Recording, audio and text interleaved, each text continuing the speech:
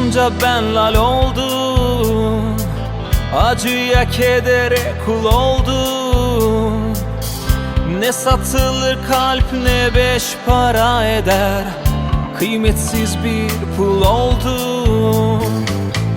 Sen gidince ben sus oldum, sokakta bir gri pus oldum. Süs oldum hasretin kenarına, güne geceye küs oldum.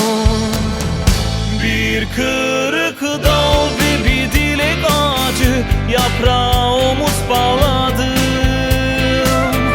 Bir gök kubbe yıkılırsa yıkılsın, güneşi sana yolladım.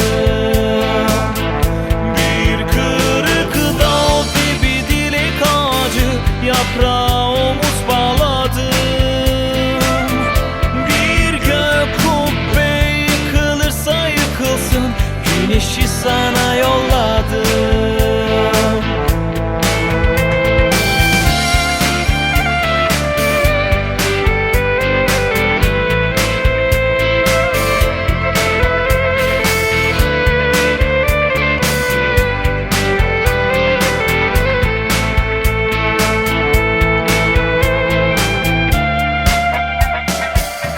Sen susunca ben lal oldum, acıya kedere kul oldum.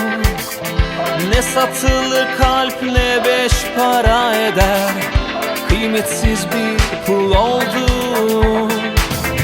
Sen gidince ben sus oldum, sokakta bir gri pus oldum.